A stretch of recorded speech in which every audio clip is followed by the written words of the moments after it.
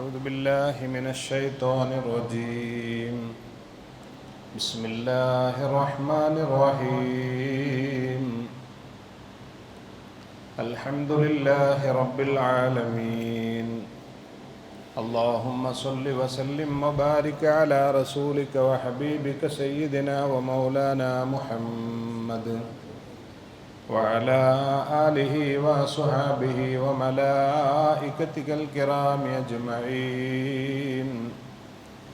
رب اشرح لي صدري ويسر لي أمري واحلل عقدة من لساني يفقهوا قولي. حسنت نفسي بالحي القيوم الذي لا يموت أبدا وبألف ألف لا حول ولا قوة إلا بالله العلي العظيم. ബഹുമാനപ്പെട്ട ഉസ്താദ് അവറുകളെ, മറ്റു കാരണവന്മാരെ, സഹോദരന്മാരെ, അസ്സലാമു അലൈക്കും വറഹ്മത്തുള്ളാഹി വബറകാതുഹു. അല്ലാഹു സുബ്ഹാനഹു വ തആല നമ്മുടെ ഈ കൂടലും പിരിച്ചിലും ഒരു സ്വാലിഹായ അമലായി അള്ളാഹു കബൂൽ ചെയ്യുമാറാവട്ടെ. പരിശുദ്ധ റമദാനു ഷരീഫ് അനുകൂലമായി സാക്ഷി നിൽക്കുന്ന വിഭാഗത്തിൽ അള്ളാഹു നമ്മെയും നമ്മുടെ കുടുംബങ്ങളെയൊക്കെ ഉൾപ്പെടുത്തി അനുഗ്രഹിക്കുമാറാവട്ടെ. ബഹുമാനികളെ, പരിശുദ്ധ റമദാനുമായി ബന്ധപ്പെട്ട് നമ്മുടെ പള്ളിയിൽ നടന്നു വരുന്ന ക്ലാസിൻ്റെ ഭാഗമായി കൊണ്ടാണ് ഇന്നും നമ്മൾ ഈ പള്ളിയിൽ ഒരുമിച്ച് കൂടിയിരിക്കുന്നത്. അള്ളാഹു നാം ഈ പറയുന്നതും നിങ്ങൾ കേൾക്കുന്നതുമല്ല അവന് ഇഷ്ടപ്പെട്ട പൊരുത്തപ്പെട്ട അമലിൻ്റെ കൂട്ടത്തിൽ ഉൾപ്പെടുത്തി അനുഗ്രഹിക്കുമാറാവട്ടെ. നോമ്പ് നാം അറിഞ്ഞിരിക്കേണ്ടത് എന്നതാണ് വിഷയം. ആമുഖമായി ഓർമ്മപ്പെടുത്താണ്, നോമ്പിൻ്റെ മസ്അലപരമായ ക്ലാസ്സാണ് ഞാൻ ഉദ്ദേശിക്കുന്നത്. അതല്ലാതെ ഒരു അന്താരാഷ്ട്ര വഅള് ഉദ്ദേശിക്കുന്നില്ല എന്ന് ഓർമ്മപ്പെടുത്തുക. പരിശുദ്ധ റമദാനു ഷരീഫിൽ അല്ലാഹു നമുക്ക് പ്രത്യേകമായി നൽകിയ ഒരു ഇബാദത്താണ് നോമ്പ്. ആ നോമ്പിനെ മഹാന്മാര് 3 തരത്തിലെ നോമ്പായിട്ടാണ് പറഞ്ഞിട്ടുള്ളത്. 3 രൂപമുണ്ട് നോമ്പിന്. അതായത്, ഒന്ന് സാധാരണ മനുഷ്യന്മാർ നോൽക്കുന്ന നോമ്പ്,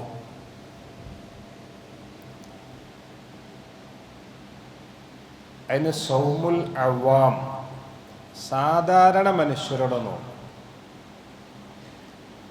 രണ്ടാമത്തെ നോമ്പ് സൗമുൽ ഖവാസ്, പ്രത്യേക ഉള്ള അഥവാ നല്ല മുഅ്മിനീങ്ങളുടെ സ്വാലിഹീങ്ങളുടെ നോമ്പ്. മൂന്നാമത്തെ നോമ്പ് സൗമുൽ ഖവാസിൽ ഖവാസ്, പ്രത്യേകമായ ആൾക്കാരുടെ കൂട്ടത്തിൽ നിന്ന് കുറച്ചുകൂടി പ്രത്യേകമായ ആൾക്കാരുടെ നോമ്പ്. ഈ 3 രൂപത്തിലുള്ള നോമ്പാണ്. മൂന്നാമത്തെ നോമ്പ് നമുക്ക് ചിന്തിക്കാനേ കഴിയില്ല. അത് അള്ളാഹുവിൻ്റെ ആരിഫീങ്ങളായ സ്വാലിഹീങ്ങളായ മനുഷ്യന്മാർ നോൽക്കുന്ന നോമ്പാണ്. അപ്പോൾ സാധാരണ മനുഷ്യരുടെ നോമ്പെന്താ? സാധാരണ മനുഷ്യരുടെ നോമ്പ് മുറിയുന്ന കാര്യങ്ങളെ തൊട്ട് ശ്രദ്ധിച്ചുകൊണ്ട് നോൽക്കുന്ന നോമ്പ്. നോമ്പ് മുറിയുന്ന ഒരുപാട് കാര്യങ്ങളുണ്ട്. ആ കാര്യങ്ങളൊക്കെ സൂക്ഷിച്ചുകൊണ്ട് ചെയ്യുന്ന നോമ്പിനാണ് സാധാരണക്കാരുടെ നോമ്പ് എന്ന് പറയുന്നത്. എന്നാൽ സാധാരണക്കാരിൽ നിന്ന് പ്രത്യേകമായ മനുഷ്യരുടെ നോമ്പ്, അതാണ് സൗമുൽ ഖവാസ്. സൗമുൽ ഖവാസിന്റെ നോമ്പ് എന്ന് പറഞ്ഞാൽ മുറിയുന്ന കാര്യങ്ങൾ മാത്രം ശ്രദ്ധിച്ചാൽ പോരാ. മുറിയുന്ന കാര്യങ്ങൾ നമുക്കറിയാം, സാധാരണ നോമ്പ് മുറിയുന്ന കാര്യങ്ങളൊന്ന് നമ്മൾ വയറിനെ സൂക്ഷിക്കണം. അപ്പോൾ വയറ്റിലേക്ക് വല്ലതും വരുന്നത് ശ്രദ്ധിക്കുക. പിന്നൊന്ന് നമ്മൾ ഗുഹ്യ സ്ഥലങ്ങളെ സൂക്ഷിക്കണം. ഇതാണ് ഇപ്പോൾ സാധാരണ ഒരു മനുഷ്യനെ നോമ്പ് അവൻ്റെ വയറ്റിലേക്കോ ഉള്ളിലേക്കോ വല്ല വസ്തുക്കളും ചേരുന്നതിനെ തൊട്ട് അവൻ ശ്രദ്ധിച്ച് അവൻ്റെ ഗുഹ്യസ്ഥലവുമായി നോമ്പ് മുറിയുന്ന വിഷയങ്ങളുണ്ട്, അതും അവൻ ശ്രദ്ധിച്ച് നോമ്പ് നോറ്റാൽ അവൻ്റെ നോമ്പ് നോമ്പായി. സാധാരണ മനുഷ്യരുടെ നോമ്പ് നോമ്പായി. നമ്മുടെ നാവ് കൊണ്ട് നോമ്പ് മുറിയുന്നൊരു പരിപാടിയില്ലല്ലോ. സംസാരിച്ചിട്ട് നോമ്പ് മുറിയുന്ന ഒരു പരിപാടി ഇസ്ലാമിലില്ല. ചെവി കൊണ്ട് നോമ്പ് മുറിയില്ല. എന്നാൽ ഉള്ളിലേക്ക് വല്ല വസ്തുവും ചേർന്നാൽ മുറിയും. അതൊക്കെ ഉള്ളിലേക്ക്, വയറ്റിലേക്ക്, ഉള്ളിലേക്ക് ചേരുന്ന വിഷയത്തിൽ പെടും. എന്നാൽ സാധാരണക്കാരിൽപ്പെട്ട ഹവാസ്, പ്രത്യേക ആൾക്കാരുടെ നോമ്പ് അവരുടെ അവയവങ്ങളെ സൂക്ഷിക്കുക, അള്ളാഹു ഇഷ്ടപ്പെടാത്ത വിഷയങ്ങളെ തൊട്ട്. ഗീബത്ത് നമീമത്ത് പറഞ്ഞു എന്നതുകൊണ്ട് ഒരാളുടെ നോമ്പ് മുറിയില്ല. ഹറാമിലേക്കൊന്ന് നോക്കി എന്നതുകൊണ്ട് അവൻ്റെ നോമ്പ് മുറിയില്ല. ഹറാമ് കേട്ടു എന്നതുകൊണ്ട് നോമ്പ് മുറിയില്ല.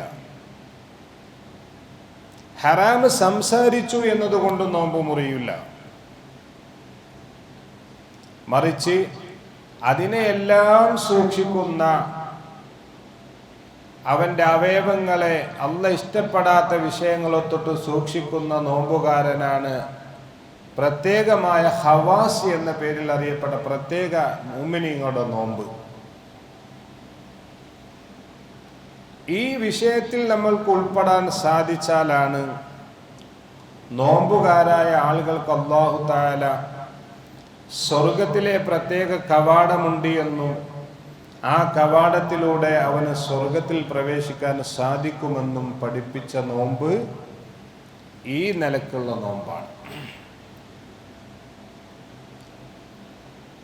മറ്റേ നോമ്പ് മുറിയുന്ന കാര്യങ്ങൾ മാത്രം ശ്രദ്ധിച്ചുകൊണ്ട് നോമ്പ് നോറ്റ ആളുകൾ, അവന് ഹറാമ് കേൾക്കണോത്ത്, ഹറാമ് കാണണോടത്ത്, ഹറാമ് പറയുന്നോടത്ത് അതൊന്നും മോന് യാതൊരു മാറ്റവുമില്ല. എന്നാ നോമ്പ് മുറിയുന്ന വിഷയങ്ങളൊക്കെ ഓൻ ശ്രദ്ധിക്കാറുണ്ട്. അവൻ നോമ്പ് നോറ്റു പടച്ച തമ്പുരാന്റെ മുമ്പിൽ അവന് ഫറലായ നോമ്പ് ഖളാ ഇല്ലാതെ നോമ്പ് നോറ്റ ഒരു മനുഷ്യന്റെ കൂലി അവന് കിട്ടും. അവൻ നോമ്പ് ഖളാ വീട്ടേണ്ടതൊന്നുമില്ല. ഗീബത്ത് നമീമത്ത് പറഞ്ഞു, ഹറാമ് കേട്ടു, ഹറാമ് കണ്ടു എന്നതുകൊണ്ട് അവൻ്റെ നോമ്പ് മുറിഞ്ഞിട്ട് അവൻ നോമ്പ് ഖളാ വീട്ടേണ്ട വിഷയമൊന്നുമില്ല. പക്ഷേ അവൻ കടമ നിർവഹിച്ചു എന്ന് പറയാം. ഇവിടെ നമ്മൾ പഠിക്കാൻ ഉദ്ദേശിക്കുന്ന വിഷയം സാധാരണക്കാരുടെ നോമ്പിനെ പറ്റിയിട്ട്. സാധാരണക്കാരുടെ നോമ്പ് തന്നെ നോമ്പായി വരാനുള്ള കാര്യം ശ്രദ്ധിക്കണം. നോമ്പ് കിട്ടിയാൽ തന്നെ അത് മുറിയുന്ന കാര്യങ്ങൾ ശ്രദ്ധിക്കണം. അത് തന്നെ ധാരാളം നമുക്ക് പഠിക്കാനുണ്ട്. നോമ്പ് മുറിയുന്ന പല കാര്യങ്ങളും നമ്മൾ അറിയാതെ പോകുന്നുണ്ട്. നമ്മൾ പല ആളുകളും കരുതി വെച്ചത് നോമ്പ് മുറിയാന് വായിക്കൂടി എന്തെങ്കിലും തിന്നുക, അതുകൊണ്ടേ മുറിയുള്ളൂ, വേറെ ഒന്നുകൊണ്ട് മുറിയില്ല എന്ന് ചിന്തിക്കുന്നവരുണ്ട്. പക്ഷേ നിസ്കാരത്തിനെ അപേക്ഷിച്ചുകൊണ്ട് നോമ്പിനുള്ളൊരു പ്രത്യേകത, നോമ്പ് നീയത്ത് കൊണ്ടാണ് തുടങ്ങുന്നതെങ്കിലും പിന്നെ നീയത്ത് കൊണ്ട് മുറിയാത്തൊരു സാധനമാണ് നോമ്പ്. നിസ്കാരം നീയത്ത് കൊണ്ടാണ് തുടങ്ങുന്നത്, എന്നാൽ നീയത്ത് കൊണ്ട് തന്നെ അത് ബാത്തിലാവാനും മാർഗമുണ്ട്. നോമ്പെന്താവൂല, നീയത്ത് കൊണ്ട് മുറിയില്ല. ഒരാള് നീയത്ത് വെക്കണം ഫറലായ നോമ്പിന് രാത്രിയിൽ തന്നെ, അഥവാ സുബഹിന്റെ മുമ്പായി മഗ്രിബിന് ശേഷം ഒരു രാത്രി എന്ന് പറയപ്പെടുന്ന സമയത്ത് അവൻ നീയത്ത് ചെയ്യണം. അത് മറന്നാൽ പിന്നെ അവന് നോമ്പില്ല. എന്നാലോ പകൽ സമയത്ത് അവൻ എന്ത് ചെയ്യണം? നോമ്പുകാരനായ നിലക്ക് അവന് ഭക്ഷണങ്ങളോ മറ്റു പാനീയങ്ങളോ മറ്റു സുഖസൗകര്യങ്ങളോ സാധാരണ നോമ്പുള്ളവൻ ചെയ്യുന്നത് പോലെ തന്നെ അവൻ ചെയ്യണം. പക്ഷെ നോമ്പില്ല, അവനക്ക് നോമ്പില്ല, അവൻ നീയത്ത് വെച്ചില്ല. രാത്രിയിൽ നീയത്ത് സംഭവിച്ചില്ലെങ്കിൽ അവന് നോമ്പില്ല. എന്നതിന് പരിഹാരമുണ്ടോ? ഷാഫി മദ്ഹബിൽ ഒരു പരിഹാരവും ഇല്ല. നോമ്പ് ഖളാ വീട്ടുക എന്ന പരിഹാരമല്ലാത്ത ഒരു പരിഹാരവുമില്ല. നീയത്ത് വെക്കേണ്ട സമയത്ത് നീയത്ത് വെച്ചില്ല.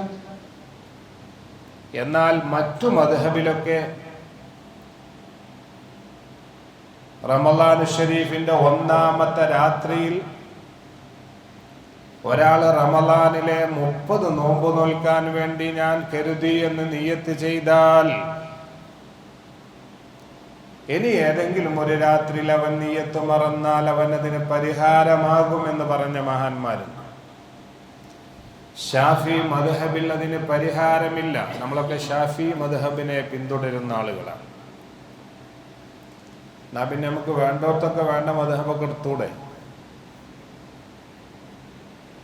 അങ്ങനെ ചില ആളുകൾ അവിടെ ചെല്ലുമ്പോൾ ആ മദ്ഹബ്, ഇവിടെ ചെല്ലുമ്പോൾ ഈ മദ്ഹബ്, അങ്ങനെ വരുമ്പോൾ പ്രശ്നമൊന്നുമില്ല. പക്ഷേ ആ അമലിൻ്റെ ബാത്തിലാകുന്നതും ലഭിക്കുന്നതും ഫസാദാകുന്നതൊക്കെ ആ മദ്ഹബ് തന്നെ പിൻപറ്റുകയും ചെയ്യണം.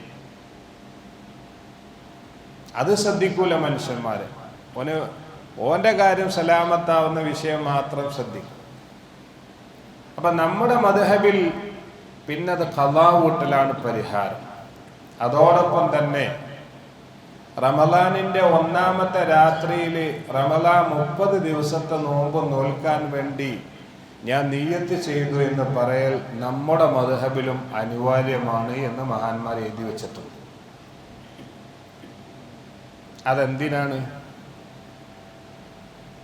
അതെന്തിനാണ്? മറ്റു മദ്ഹബില് ഇമാം മാലിക് റളിയല്ലാഹു അൻഹു ഒക്കെ നിയ്യത്ത് മറന്നാൽ, അങ്ങനെ 30 ദിവസത്തെ നിയ്യത്ത് ഒരാൾ ചെയ്തിട്ടുണ്ടെങ്കിൽ മറന്ന ദിവസത്തിന് പരിഹാരമാകുമെന്ന് പറഞ്ഞിട്ടുണ്ട്. പക്ഷെ ഷാഫി മദ്ഹബ് പ്രകാരം അങ്ങനെ ഒരാൾ നിയ്യത്ത് മറന്നാൽ പിന്നതിന് പരിഹാരമല്ല. പക്ഷേ നമുക്ക് നിയ്യത്ത് മറന്നു എന്നത് നമ്മൾക്ക് മനസ്സിലായാൽ റമളാന് ശേഷം ഖളാ വീട്ടാലോ? ഇല്ലേ? നിയ്യത്ത് മറന്നാലോ? രാത്രിയിൽ ഞാൻ നിയ്യത്ത് വെച്ചിട്ടില്ല എന്നുള്ള കാര്യവും മറന്നു. ഓൻ മരിക്കോളം അത് ഓർമ്മട്ടിയില്ല.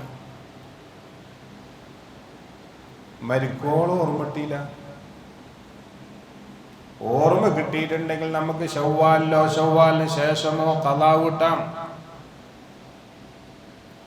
കാരണം മറവിയല്ലേ, മറവി കൊണ്ട് അല്ലാഹു ശിക്ഷിക്കൂല. പക്ഷെ അറിയാതെ കൽപ്പിച്ചുകൂട്ടി കാട്ടി എന്ന് പറയാൻ പറ്റൂല. അങ്ങനെ ഉണ്ട് ചിലത്. ഞാൻ അറിയാതെ കൽപ്പിച്ചുകൂട്ടി കാട്ടിയാണ്. അങ്ങനെ ഒരു മനുഷ്യന് രാത്രിയിൽ നിയ്യത്തൊക്കെ മറന്നാൽ പിന്നെ അത് വെളിവാക്കപ്പെടുന്ന സ്ഥലം എവിടെ? നാളെ അള്ളാഹുവിന്റെ ദർബാറിൽ വിചാരണക്ക് ചെല്ലുമ്പോൾ മാത്രമാണ് ഒരു ദിവസത്തെ നോമ്പ് ആ രാത്രിയിൽ നിയ്യത്ത് വെക്കാത്തത് കൊണ്ട് നഷ്ടപ്പെട്ടിരിക്കുന്നു എന്ന് മനസ്സിലാകുന്നത് അള്ളാഹിന്റെ കോടതിയിൽ ചെല്ലുമ്പോൾ മാത്രമാണ്. അവിടെ ഒരു പക്ഷേ പരിഹാരമാവാനാണ് 30 ദിവസവും ഞാൻ നോമ്പ് നോറ്റു എന്ന് നിയ്യത്ത് ചെയ്യൽ അനിവാര്യമാണ് എന്ന് ബഹുമാനപ്പെട്ട സൈനുദ്ദീൻ മഖ്ദൂം ഒക്കെ അവിടുത്തെ കിതാബിൽ എഴുതി വെച്ചിട്ടുണ്ട്. മറന്നത് മനസ്സിലായാലോ ഖളാ വീട്ടൽ നിർബന്ധമാണ്. അപ്പൊ ആ നിയ്യത്ത് വളരെ പ്രധാനമായൊരു സംഗതിയാണെന്ന് ഓർമ്മപ്പെടുത്തുക. എന്നാൽ അവിടെ നമ്മൾ ചിന്തിക്കേണ്ട ഒരു വിഷയം, നമ്മളൊക്കെ നിയ്യത്ത് ചൊല്ലാറുണ്ട്. നിയ്യത്ത് ചൊല്ലാറുണ്ട്, അല്ലെങ്കിൽ നിയ്യത്ത് പറയാറുണ്ട്. നിയ്യത്ത് എന്ന് പറഞ്ഞാൽ തന്നെ ഉസ്താദുമാരൊക്കെ അങ്ങ് പഠിപ്പിച്ചു തന്നിട്ടുണ്ടാവും. നിയ്യത്ത് എന്ന് പറഞ്ഞാൽ കരുതുക എന്നതാണ്. കരുതണം. നിയ്യത്ത് കരുതണം. കരുതുക എന്നതാണ് ഫറള്. പറയുക എന്നത് സുന്നത്താണ്. അപ്പോൾ നമ്മളൊന്ന് ശ്രദ്ധിച്ചു നോക്കൂ. ഒരാള് കരുതാതെ പറഞ്ഞു, നിസ്കാരത്തിന്റെ നിയ്യത്തും അങ്ങനെ തന്നെ, നോമ്പിന്റെ നിയ്യത്തും അതേപോലെ തന്നെ. ഒരു മനുഷ്യൻ കരുതാതെ പറഞ്ഞു, അവന്റെ നിയ്യത്ത് ശരിയല്ല, അവന്റെ അമലും ശരിയല്ല. എന്തുകൊണ്ട്? അവൻ ഒന്നാമത്തെ ഫറലായ കരുതുക എന്ന ഫറൽ അവനിൽ നിന്ന് വന്നില്ല. അതിന്റെ സുന്നത്തായ ഒരു വശമാണ് പറയുക. അത് നിസ്കരിക്കാൻ വേണ്ടി നിൽക്കുന്ന സമയത്തും ഒന്നാമത്തെ ഫറൽ നിയ്യത്താണ്. ആ ഒന്നാമത്തെ ഫറൽ നിയ്യത്തിനെ ഒരാൾ കരുതാതെ, മനസ്സുകൊണ്ട് കരുതിയില്ല, ഓ വന്നു നിന്നു സല്ലി ഫർള് ഒരു അർബറകാത്തി മുതവജ്ജിഹ് ബൈത്തി മഅൽ ഇമാമി അദാൻ ലാ ഇലാഹ അല്ലാഹു അക്ബർ, നല്ല ഉഷാറായിട്ട് പറഞ്ഞുകൊണു. പക്ഷെ അവന്റെ മനസ്സിൽ അവൻ കരുതിയില്ല. നമ്മൾ പറയലോ, മനസ്സ് കരുതി പറയാൻ, മനസ്സാന്നിധ്യത്തിൽ പറയണം. അതില്ലാതെ ഓടി വന്നു. ഇമാം റുക്കൂയിൽ പോവാനായിട്ടുണ്ട്. ആ റുക്കൂഹ് കിട്ടിയ റക്കാത്ത് കിട്ടുമല്ലോ എന്നുള്ള വലിയ അത്യാഗ്രഹം കാരണം മൂപ്പര് ഓടി വന്നിട്ട് സല്ലി ഫർള് ളുഹ്രി അർബ റക്കാത്ത് മുതവജ്ജിഹ് അല്ലാഹു അക്ബർ. എന്തിന് നേരം കിട്ടിയില്ല? മനസ്സിൽ കരുതാൻ സമയം കിട്ടിയില്ല. ലാ യസിഹു സ്വലാത്തുഹു, അവന്റെ നിസ്കാരം ശരിയല്ല. നിസ്കാരം ശരിയല്ല. എന്തുകൊണ്ട്? ഒന്നാമത്തെ ഫറലാവുന്ന നിയ്യത്ത് കരുതുക എന്ന സംഗതി ഉണ്ടായിട്ടില്ല. കിതാബിലൊക്കെ കാണാം, നിയ്യത്ത് പറഞ്ഞാൽ ഖസ്തുബിൽ ഖൽബി, ഖൽബ് കൊണ്ട് കരുതലാണ്. അതാണ് ഫർള്. സുന്നത്തോ വൈസന്നുതുഖുബിൽ മൻവി, കരുതപ്പെട്ടത് കൊണ്ട് സംസാരിക്കൽ സുന്നത്താണ്. നാവോട് പറയാ, അതാണ് സംസാരിക്കുക. മൊഴിയൽ സുന്നത്താണ്. അപ്പൊ ഈ സുന്നത്തായ പറച്ചിലുണ്ടാവുകയും ഫറലായ കരുതൽ ഉണ്ടാവുകയും ചെയ്തില്ലെങ്കിൽ ആ അമലിന്റെ സ്ഥിതി എന്താ? നിയ്യത്തില്ലെങ്കിൽ ഒന്നുമില്ലല്ലോ. നിയ്യത്തില്ലെങ്കിൽ ഒന്നുമില്ല. നമ്മൾ സക്കാത്ത് കൊടുക്കുമ്പോൾ അത് ഞാൻ സക്കാത്ത് കൊടുക്കാന്ന് കരുതണ്ടേ? അല്ലെങ്കിൽ ആ മുതൽ മാറ്റി വെക്കുമ്പോഴേലും കരുതണം, ഇതെന്റെ സക്കാത്തിന്റെ മുതലാണ് എന്ന് മാറ്റി വെക്കുന്ന സമയത്ത് കരുതിയിട്ട് പിന്നെ നിയ്യത്തില്ലാതെ ഇങ്ങനെ എടുത്തു കൊടുത്താലും കുഴപ്പമൊന്നുമില്ല. അതേ സമയത്ത് പോക്കറ്റിൽ നമ്മൾ സാധാരണ നമ്മളെ ആവശ്യങ്ങൾക്കൊക്കെ പൈസ ഉണ്ട്, നമ്മളെ വീട്ടാവശ്യങ്ങൾക്ക് ഉപയോഗിക്കാനുള്ള പൈസയുണ്ട്, അങ്ങനെ കുറേ പൈസ ഉണ്ട്. ആ കൂട്ടത്തിൽ ഒരു സക്കാത്തിന്റെ അവകാശിയെ കണ്ടപ്പോൾ അയാൾക്കൊരു സ്വതക്കായിട്ടാണ് കൊടുത്തു 500 റുപ്യ. അയാളെ ആദ്യമായിട്ട് പോവുകയാണ്, അങ്ങനെ 500 റുപ്യ സ്വതക്ക. ആ മൂപ്പർ എന്ത് കരുതി? കൊടുത്തു കഴിഞ്ഞതിന് ശേഷം അത് ഞാൻ സക്കാത്താക്കിയെന്ന് കരുതിയിട്ട് കാര്യമില്ല. കൊടുക്കുന്നതിന് മുമ്പ് എന്ത് ചെയ്യണം? നിയ്യത്ത് ചെയ്യാം. നിയ്യത്ത് ചെയ്യാതെ ഒരാള് കൊടുത്തിട്ട്, അങ്ങനെ ചില ആളുകൾ കടം കൊടുക്കും, കടം കൊടുത്തിട്ട് കുടുങ്ങും, കിട്ടൂല. കടം കൊടുത്തിട്ട് കുടുങ്ങി, അത് കിട്ടണില്ല. പിന്നെ ഓനിങ്ങനെ ചിന്തിക്കാണ്, റമദാനൊക്കെ വരുന്നത്, സക്കാത്ത് കൊടുക്കണല്ലോ, എന്നാൽ പിന്നെ ആ പഹയന് എന്ത് കൊടുക്കുക? ആ കടം സക്കാത്തായി തള്ളാന്ന് കരുതിയാൽ സക്കാത്താവൂല. എന്തുകൊണ്ട്? കൊടുത്തപ്പോ നിയ്യത്തുണ്ടായിട്ടില്ല. ഇനി എന്താ മാർഗം? ഞാൻ പല മാർഗമുണ്ട്. ഓരോരുത്തർക്ക് വീണ്ടും നിങ്ങൾ കുറച്ച് പൈസ കൊടുത്തിട്ട് ആ പൈസ തിരിച്ചു വാങ്ങാം. എൻ്റെ കടം വീട്ടാൻ വേണ്ടി ഞാൻ എനിക്ക് ഓസാരായി തരികയാണ്. എന്നിട്ട് ഓൻ എന്ത് ചെയ്യുക? ഓൻ്റെ ആ തിടുക്കം മാറാൻ വേണ്ടിയിട്ട് ഓനോട് സക്കാത്തായിട്ട് പിന്നെ കൊടുക്കാം. പക്ഷെ കൊടുത്ത പൈസ പിന്നെ സക്കാത്താക്കാൻ വകുപ്പില്ല. കിട്ടൂലെങ്കിൽ കിട്ടൂല എന്ന് തന്നെ വെച്ചാൽ മതി. ഇപ്പം ഏതൊരു വിഷയത്തിനും പ്രധാന വിഷയം എന്താ? നിയ്യത്ത് വേണം. നോമ്പിൻ്റെ കൂട്ടത്തിലൊന്ന് പ്രത്യേകം ശ്രദ്ധിക്കണേ. നമ്മുടെ നാട്ടിലൊക്കെ ഓർമ്മപ്പെടുത്തുക എന്നൊരാചാരമുണ്ട്. നിയ്യത്തിനെ ഓർമ്മപ്പെടുത്തുക എന്നൊരാചാരമുണ്ട്. ആ ഓർമ്മപ്പെടുത്തൽ നമ്മൾ നിയ്യത്താക്കിയിട്ട് പലപ്പോഴും അങ്ങനെ അത് പറഞ്ഞു പോയാൽ അത് നിയ്യത്താകുമോയെന്ന് പ്രത്യേകം ശ്രദ്ധിക്കുക. ഉസ്താദുമാർ ചൊല്ലിത്തരുമ്പോൾ ആ ചൊല്ലിത്തരുന്നത് മനസ്സിൽ കരുതിയിട്ട് വേണം ചൊല്ലാൻ. മനസ്സിൽ കരുതിയിട്ട് ചൊല്ലിയിട്ടില്ലെങ്കിലോ നീയത്താവൂല. ഉസ്താദ് ഇങ്ങനെ നവൈത്തു പറഞ്ഞു. അപ്പോൾ നവൈത്തു പറഞ്ഞു, സൗമഗദീൻ ഇങ്ങനെ ഉറക്കത്തൂങ്ങി അല്ല യേശുക്കെ ഉള്ളതല്ലേ. അതിൻ്റെ അടിയിൽ ഇങ്ങനെ തറാവി കഴിഞ്ഞ് ഇങ്ങനെ നിൽക്കണ ഉറങ്ങിൻ്റെ അടിയിൽ ഇങ്ങനെ നവൈത്തു സൗമഗദീൻ എന്ന് പറഞ്ഞാൽ അത് മനസ്സ് തട്ടുന്നുണ്ടോ, മനസ്സ് കരുതിയിട്ടാണോ പറയുന്നത്, എന്നാ ഓക്കെ. ഇല്ലെങ്കിൽ ആ നീയത്ത് ശരിയല്ല, അത് പറച്ചിൽ മാത്രമാണ്, അത് ഓർമ്മപ്പെടുത്തലാണ്. ആ ഓർമ്മപ്പെടുത്തുന്നത് നമുക്ക് പലപ്പോഴും ഉപകാരപ്പെടും. പ്രത്യേകിച്ച് പള്ളിയിൽ നിന്ന് നീയത്ത് വെച്ച് പോകുന്ന സഹോദരന്മാര് ഏതെങ്കിലും ദിവസം തറാവീന് വന്നിട്ടില്ലെങ്കിൽ അവരെ നോമ്പന്നെ പിറ്റേ ദിവസം കിട്ടാൻ സാധ്യത കുറവാണ്. കാരണം മൂപ്പര് അങ്ങനെ പതിവായി ആ ഒരു സ്വഭാവം ഉണ്ടായത് കൊണ്ട് പിന്നെ മൂപ്പര് അദ്ദേഹത്തിന് ഇച്ചാലൊന്നും നീയത്തൊക്കൂല. അഥവാ തറാവി മുടങ്ങി അന്നത്തെ പിറ്റത്തെ റമദാന് പോയ പല ആൾക്കാരുണ്ടാവും. അനുഭവസ്ഥർക്ക് അറിയാലോ, പിന്നെ ഖളാ കിട്ടണം. അപ്പൊ ഇരിക്കട്ടെ, ഒന്നാമത്തേത് നീയത്താണ്. ആ നീയത്ത് സംഭവിക്കേണ്ടത് രാത്രി സംഭവിക്കും വേണം. അതോടൊപ്പം തന്നെ അതിൻ്റെ നീയത്തിൻ്റെ ഒരു പ്രധാന നിബന്ധന തഈനാക്കണം എന്നതാണ്, തിട്ടപ്പെടുത്തണം. റമദാനിലെ നോമ്പാണ് റമദാനിലെ നോമ്പ്.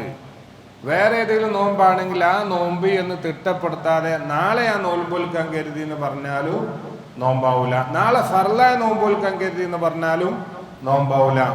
റമദാനിലെ നാളത്തെ നോമ്പ് തന്നെ അവൻ തിട്ടപ്പെടുത്തി പറയൽ നിർബന്ധമാണ്. അത് പറയാതെ ആ രണ്ട് കാര്യവും അതിൽ നിർബന്ധ. ഒന്ന് രാത്രിയിൽ സംഭവിക്കുക, ഫറലായ നോമ്പിന്റെ നിബന്ധനയിൽപ്പെട്ടതാണ്. നോമ്പിന്റെ നീയത്ത് രാത്രിയിൽ തന്നെ സംഭവിക്കണം.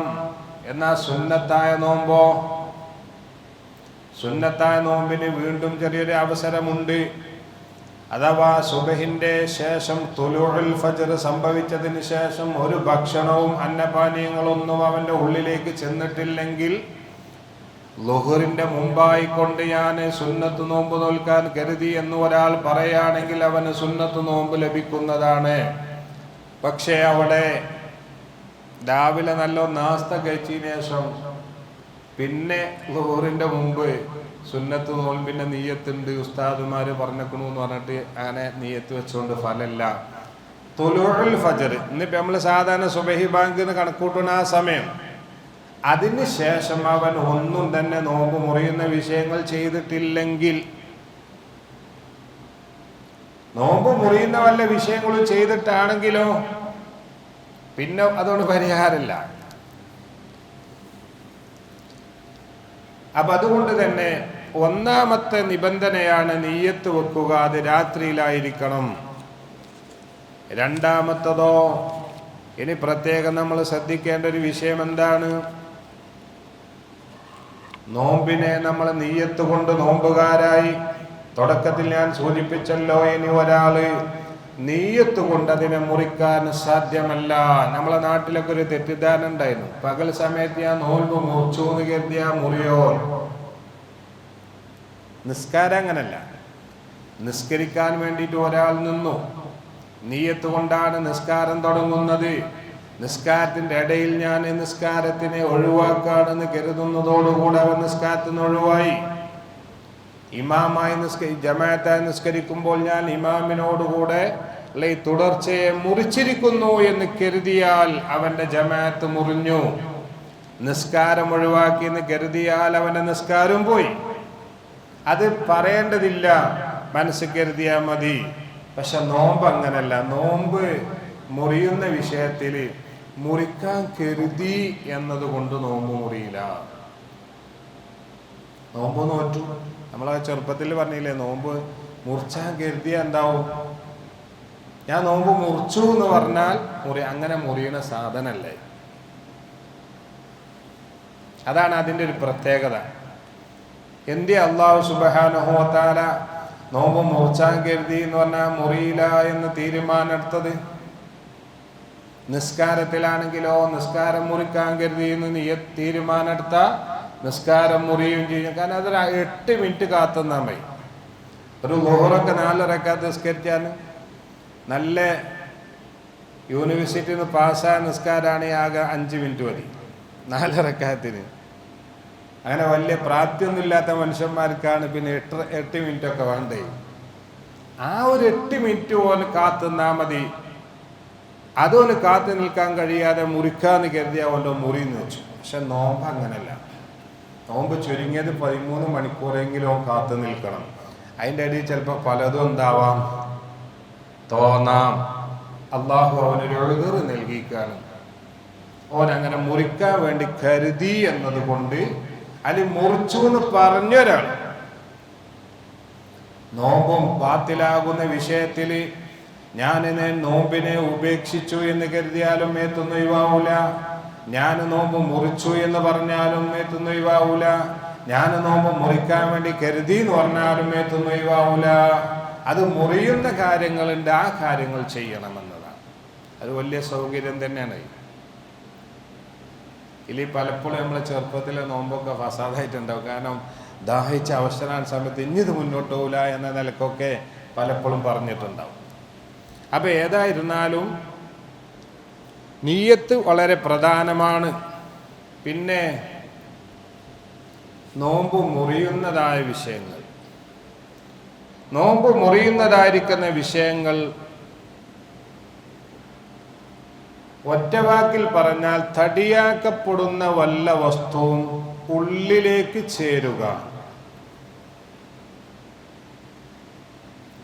ആകത്തുകത. അഥവാ തന്നിഷ്ടപ്രകാരം അറിവുള്ളതായിരിക്കുന്ന ഒരു വ്യക്തിയുടെ ഉള്ളിലേക്ക് തടിയാക്കപ്പെടുന്ന വല്ല വസ്തുക്കളും ചേരുക. തടിയാക്കപ്പെടുന്ന വല്ല വസ്തുക്കളും ഉള്ളിലേക്ക് ചേർന്നാൽ അവൻ്റെ നോമ്പ് ഫസാദാകും. അപ്പോൾ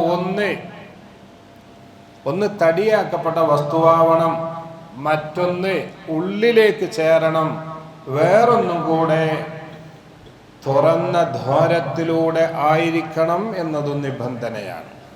നിങ്ങൾക്ക് വല്ല സംശയത്തിൻ്റെയൊക്കെ ചോദിക്കട്ടോ. സംശയങ്ങൾ ചോദിച്ച് തീർത്തിട്ടേ ബാക്കി അപ്പുറം പറയുള്ളൂ. എന്തൊക്കെ വേണ്ടേ? ഒന്ന് തുറന്ന ദ്വാരമായിരിക്കണം, രണ്ടും തടിയാക്കപ്പെട്ട വസ്തുവായിരിക്കണം, പിന്നെ ഉള്ളിലേക്ക് ചേരുകയും ചെയ്യണം. അപ്പൊ ഉള്ള് എന്ന് പറയുന്ന സ്ഥലം ഏതൊക്കെ? പിന്നെ തടിയാക്കപ്പെടുന്ന വസ്തുക്കൾ ഏതൊക്കെ വസ്തുക്കൾക്ക് തടിയുണ്ട് എന്നതാണ് പിന്നത്തെ ചർച്ചകൾ. ഈ 3 വിഷയം ഒത്തടങ്ങിയാൽ അവൻ്റെ നോമ്പ് ഫസാദാകും. 3 വിഷയം ഒത്തണം. ഒന്ന് തുറന്ന ദ്വാരത്തിലൂടെ ആവണം. അപ്പൊ തുറന്ന ദ്വാരത്തിലൂടെ അല്ലാതെ തടിയാക്കപ്പെട്ട വസ്തു ഉള്ളിലേക്ക് ചേർന്നാൽ നോമ്പ് മുറിയില്ല എന്നാണ് മനസ്സിലാക്കേണ്ടത്. തടിയാക്കപ്പെട്ട വസ്തു തന്നെ നമ്മുടെ ഉള്ളിലേക്ക് ചേർന്നിട്ടുണ്ട്. എങ്ങനെയല്ല? തുറന്ന ദ്വാരത്തിലൂടെ അല്ല. തുറന്ന ദ്വാരത്തിലൂടെ അല്ലാതെ തടിയാക്കപ്പെട്ട വസ്തു ഉള്ളിലേക്ക് ചേർന്നാൽ നോമ്പ് ഫസാദാകൂല. അതാണ് പരിശുദ്ധ നോമ്പ് നോറ്റുകൊണ്ട് ഒരാൾ ഇഞ്ചക്ഷൻ അടിച്ചാൽ നോമ്പ് മുറിയോ? മുറിയില്ല. എന്തുകൊണ്ട് മുറിയില്ല? തടിയാക്കപ്പെട്ട വസ്തു തന്നെയാണ് ചേർന്നിട്ടുള്ളത് ഉള്ളിലേക്ക്. പക്ഷേ നിങ്ങളിവിടെ ഇല്ലേ? നിങ്ങളിവിടെ മൂപ്പർക്കറിയാം, നമ്മളെ ക്ലാസ് പതിവായി വരുന്ന ആൾക്കാരാണ്. ആ വസ്തു തുറന്ന ദ്വാരത്തിലൂടെയല്ല പോയത് എന്നതാണ്. അപ്പൊ ഗ്ലൂക്കോസ് ഏറ്റി കടന്നാലോ നോമ്പ് മുറിയില്ല. അപ്പൊ പിന്നെ ഗ്ലൂക്കോസ് ഏറ്റി കടന്നാൽ മതില്ലേ? എന്നാൽ പിന്നെ ക്ഷീണം ഉണ്ടാവില്ലല്ലോ. അതിൻ്റെ എന്താ ഞാൻ മറുപടി പറയില്ല അറിയോ? അതിന് കൂലി തരുന്നത് പള്ളിക്കത്തെ മൂല്യരല്ലോ. ആരാ കൂലി തരിക? അള്ളാഹുവാണ്. ഇതിവൻ തന്ത്രത്തിൽ ചെയ്തതാണോ അല്ല ഇതിവൻ കുടുങ്ങിയ കള്ളിക്ക് ചെയ്തതാണോ എന്ന് തിരിയുന്നവൻ ആലിമുൽ അല്ലാമായ ആലിമുൽ ഗുയൂബായ റബ്ബാണ്. അവനാണ് കൂലി തരിക. അതുകൊണ്ട് ആ വിഷയത്തിൽ നമുക്ക് ബേജാറൊന്നുമില്ല. പക്ഷെ മസല എന്താണ്? തുറന്ന ദ്വാരമല്ലാത്ത സ്ഥലത്തിലൂടെ തടിയാക്കപ്പെട്ട വസ്തു ഉള്ളിലേക്ക് ചേർന്നാൽ അവന്റെ നോമ്പ് മുറിയില്ല. ചോര എടുത്താലും മുറിയില്ല, ചോര കയറ്റിയാലും മുറിയില്ല, പിന്നെ മരുന്ന് കയറ്റിയാലും മുറിയുന്നതല്ല. അതിന് തുറന്ന ദ്വാരമില്ല എന്നതാണ്. അതേപോലെ തന്നെയാണ് പരിശുദ്ധ റമദാനു ഷരീഫിൽ ഒരാൾ കണ്ണിൽ മരുന്നിട്ടിച്ചാൽ അവന്റെ നോമ്പ് മുറിയില്ല. സംഗതി ആ മരുന്നിന്റെ അംശം നമ്മളെ മൂക്ക് കൂടി ഇങ്ങനെ വരലില്ലേ? ഉണ്ട്. ഉള്ളിലേക്ക് തടിയാക്കപ്പെട്ട വസ്തു ചേർന്നിട്ടുണ്ട്, ശരി തന്നെ. പക്ഷെ പോയതേ കൂടിയല്ല, തുറന്ന ദ്വാരത്തിലൂടെയല്ല. കണ്ണിന് തുറന്ന ദ്വാരമുണ്ട് എന്ന് മസലയില്ല. മൂക്കിലൊറ്റിച്ചാ മുറിയും, ചെവിയിലൊറ്റിച്ചാ മുറിയും. മുന്തുവാരത്തിലൂടെയോ പിന്തുവാരത്തിലൂടെയോ വല്ല മരുന്നുകളും ചെയ്യേണ്ടതുണ്ടെങ്കിൽ അങ്ങനെ ഒറ്റിച്ചാലും മുറിയും. തുറന്ന ദ്വാരം, പിന്നെ വായ തുറന്നതാണല്ലോ എല്ലാവർക്കും അറിയാലോ. അങ്ങനെ തുറന്ന ദ്വാരത്തിലൂടെ പോയാൽ നോമ്പ് ഫസാദാകും. അപ്പൊ തടിയാക്കപ്പെട്ട വസ്തു വേണം എന്നതാണ് മറ്റൊന്ന്. തടിയാക്കപ്പെട്ട വസ്തു, സാധാരണ തടിയുള്ള വസ്തുക്കളൊന്നും നമ്മൾ വിശദീകരിച്ച് പറയേണ്ട. അതിൽ പറയേണ്ട ഒരു സംഗതി പുക തടിയാക്കപ്പെട്ട വസ്തു ആണോ എന്നതാണ്. പുക ഉണ്ടല്ലോ, സിസറൽ ചുരുക്കിലെ മസാല അല്ല കേട്ടോ അത്. സിസറൽ ചുരുക്കിലെ മസാല അല്ല. മാലാബ് പുകയെ സംബന്ധിച്ച് തടിയാക്കപ്പെട്ട വസ്തു തന്നെയാണ് പഠിപ്പിച്ചിട്ടുള്ളത്. എന്നാൽ നിർബന്ധ സാഹചര്യത്തിൽ വല്ല സഹോദരിമാരും ഭക്ഷണം ഉണ്ടാക്കുന്ന സമയത്ത് അവിടെ മൂക്കിലൂടെയോ അവിടെ ചെവിയിലൂടെയോ അവിടെ വായിലൂടെയോ പുക കടന്നു പോയാൽ അവർക്ക് ഉഴുതുർ നൽകപ്പെടും എന്നതാണ്. ആ ഉഴുതുർ ആർക്കില്ല? വലിക്കണോൽക്കില്ല. കാരണം വലിക്കുക എന്നത് ഒരു ഇൽത്തിറാറും അല്ല എന്നതാണ് അതിൻ്റെ അർത്ഥം. തടിയാക്കപ്പെട്ട വസ്തുവിന്റെ കൂട്ടത്തിൽ തന്നെ സഹോദരിമാരായ ആളുകൾ ഭക്ഷണമൊക്കെ ഉണ്ടാക്കുന്ന സമയത്ത് അവരൊന്ന് മധുരമുണ്ടോ എന്ന് രുചിച്ചു നോക്കും. ആ രുചിച്ചു നോക്കിയിട്ട് ആ വസ്തുവിന്റെ തടികളെ മുഴുവനും തുപ്പിക്കളഞ്ഞതിന് ശേഷം പിന്നെ അതിലൊരു അസറുണ്ടാവും, മധുരത്തിന്റെ ഒരടയാളം. അതങ്ങനെ ചങ്കിലൂടെ ഇറങ്ങിപ്പോയാലും എന്താവൂല, നോമ്പ് മുറിയില്ല. പക്ഷെ ആ ഉപയോഗിച്ച വസ്തുവിന്റെ വല്ല തടിയും നാവിലുണ്ടെങ്കിൽ അത് തുപ്പിക്കളയുകയും ചെയ്യണം എന്നത് നിബന്ധനയാണ്. അപ്പൊ തടിയാക്കപ്പെടുന്ന ഒരു വസ്തു തുറന്ന ദ്വാരത്തിലൂടെ ഉള്ളിലേക്ക് ചേരുക. ഉള്ളിലേക്ക് ചേരുക എന്ന് പറയുമ്പോൾ വളരെയധികം ശ്രദ്ധിക്കേണ്ടതുണ്ട്. അവിടെ നമ്മൾ വായിൽ വെള്ളം കൊപ്പിളിക്കുന്ന സമയത്ത്, മൂക്കിൽ വെള്ളം കയറ്റി ചീറ്റുന്ന സമയത്ത്, അതുപോലെ തന്നെ കുളിക്കുന്ന സമയത്ത് പ്രത്യേകം നാം ശ്രദ്ധിക്കണം. നമ്മുടെ വായിലൂടെ മൂക്കിലൂടെ ചെവിയിലൂടെ വെള്ളങ്ങൾ പ്രവേശിക്കുന്നത് സൂക്ഷിക്കണം. ഈ പറയപ്പെട്ട സമയങ്ങളിൽ അറിയാതെ ഒരാളുടെ ഉള്ളിലേക്ക് ചെവിയിലേക്കോ മൂക്കിലേക്കോ വായിലേക്കോ വെള്ളം കയറിയാൽ അവന്റെ നോമ്പ് ഫസാദാകൂല. അറിയാതെ കയറിയതാണ്. ആ അറിയാതെ കയറുക എന്നതിൽ പ്രത്യേകം ശ്രദ്ധിക്കണം. കുളി രണ്ട് തരം കുളിയുണ്ട്. ഒന്ന് നിർബന്ധ കുളി, മറ്റൊന്ന് സുന്നത്തായ കുളി. നിർബന്ധ കുളി കുളിക്കുന്ന സമയത്താണ് ഒരാളുടെ ചെവിയിലൂടെ അറിയാതെ വെള്ളം കടന്നതെങ്കിൽ അവന്റെ നോമ്പ് ഫസാദല്ല. നിർബന്ധ കുളി കുളിക്കുന്ന സമയത്താണ് അവന്റെ മൂക്കിലൂടെ വെള്ളം ചേർന്നതെങ്കിൽ അവന്റെ നോമ്പ് ഫസാദല്ല, അറിയാതെ. അതേ സമയം ആ കുളി സുന്നത്തായ കുളിയാണെങ്കിലോ പ്രത്യേകം ശ്രദ്ധിക്കണം. സുന്നത്തായ കുളിക്കാരന്റെ ചെവിയിലൂടെ മൂക്കിലൂടെ അറിയാതെ വെള്ളം കയറിയാലും ഓരോ നോമ്പ് ഫസാദാകും. മനസ്സിലാവില്ലേ? ചെവിയിലൂടെയും മൂക്കിലൂടെയും അറിയാതെ വെള്ളം കയറിയ നോമ്പ് ഫസാദാവാത്ത കുളിക്കാരൻ ആരാണ്? നിർബന്ധ കുളിക്കാരനാണ്. നമ്മൾ സാധാരണ പള്ളിയിലേക്ക് പോരുകയാണ്, ഒന്ന് ശരീരത്തിനെ തണുപ്പിച്ച പോലെ തണുപ്പിക്കാനുള്ള കുളി, അല്ലെങ്കിൽ ചില അവസ്ഥയിൽ നമുക്ക് സുന്നത്തായ കുളി, വെള്ളിയാഴ്ച ദിവസം സുന്നത്തായ കുളിയാണ്. ആ കുളികളിൽ ഒരാൾക്ക് അവന്റെ ചെവിയിലൂടെയോ മൂക്കിലൂടെയോ അറിയാതെ വെള്ളം ചേർന്നാലും അവന്റെ നോമ്പ് ഫസാദാകും.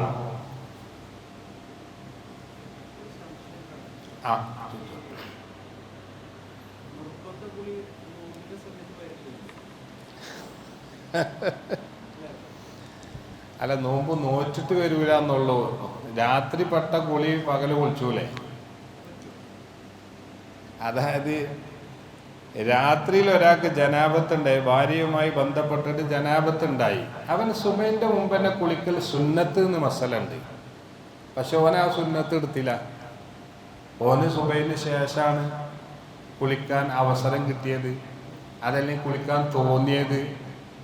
അപ്പോൾ ഓന് കുളിക്കണമല്ലോ. ഓന് സുബഹി നിസ്കരിക്കണമെങ്കിൽ കുളിക്കണം. കുളിച്ചു വെച്ചിട്ട് കുഴപ്പമില്ല. ഓനാണിപ്പോൾ ആകെ കുളിച്ചാൻ ഓനെന്ത് വരുള്ളൂ. അതായത് നോമ്പ് മുറിയുന്ന വിഷയത്തിൽ ജനാപത്തുകാരനായി എന്നതുകൊണ്ട് നോമ്പ് മുറിയില്ലല്ലോ. ഇനി പകൽ സമയത്ത് തന്നെ ഒരാൾക്ക് ഭാര്യയുമായി ബന്ധപ്പെടാതെ, അതല്ലെങ്കിൽ അവന് നോമ്പ് മുറിക്കുന്ന രൂപത്തിൽ മനി പുറപ്പെടുവിക്കാതെ കടന്നുറങ്ങുന്ന സമയത്ത്, പകൽ സമയത്തോ കിടക്കേനു, അതിലും കാര്യമായൊരു സ്വപ്നം കാണുകയോ, അതല്ലെങ്കിൽ അവന് ക്ഷീണിച്ച് കിടക്കുന്ന സമയത്ത് ഓന് മനി പുറപ്പെട്ടു, ഓന്റെ നോമ്പ് ഫസാദല്ലല്ലോ. അപ്പൊ ശരിക്കാര ജനാപത്തുകാരനാണ്. ഓന്റെ നോമ്പ് ഫസാദല്ല. അഥവാ പകൽ സമയത്ത് സ്വപ്നസ്ഖലനം സംഭവിച്ചു കഴിഞ്ഞാൽ അവന്റെ പ്രവൃത്തി മുഖാന്തരമല്ലാതെ അവൻ അതിലേക്ക് വല്ല പ്രവൃത്തികളും ചെയ്തിട്ടാണ്, അറിവോടുകൂടെ ചെയ്തിട്ടാണെങ്കിൽ അതുകൊണ്ട് ഓന്റെ നോമ്പ് ഫസാദാകും. അതല്ലാതെ ഓന്റെ അടുത്ത് യാതൊരു പ്രവൃത്തിയോ, ഉറങ്ങായിരുന്നു, ഉറക്കത്തിലാണ് ഇത് സംഭവിച്ചതെങ്കിൽ അവന്റെ ജനാപത്തുകാരനായി എന്നേ ഉള്ളൂ. അവന്റെ നോമ്പിന് യാതൊരു കുഴപ്പവുമില്ല. അവന് കുളിക്കണമല്ലോ. ളുഹറിന്റെ മുമ്പാ സംഭവിച്ചെങ്കിൽ ളുഹർ നിസ്കരിക്കാൻ കുളിക്കണം. ളുഹറിന് ശേഷമാണ് സംഭവിച്ചതെങ്കിൽ അസർ നിസ്കരിക്കാൻ കുളിക്കണം. അങ്ങനെ കുളിക്കുന്ന കുളിക്കാരൻ അതേപോലെ തന്നെ സുബഹിന്റെ മുമ്പ് ജനാപത്തുണ്ടായി, അവന് സുന്നത്താണ്. ജനാപത്തുകാർ പ്രത്യേകം ശ്രദ്ധിക്കേണ്ടത്, സുബഹിന്റെ മുമ്പ് തന്നെ കുളിക്കൽ സുന്നത്താണ്. ആ സുന്നത്ത് ഒരാൾ എടുത്തില്ല, അവൻ എന്ത് ചെയ്തു? അങ്ങനെ ഒരു പക്ഷേ ജനാപത്ത് കഴിഞ്ഞ് ഉറങ്ങിയിട്ടുണ്ടാവാം, അല്ലെങ്കിൽ അവന് കെസില് മടി കാരണമായി അവൻ ബന്ധിപ്പിച്ചിട്ടുണ്ടാവാം.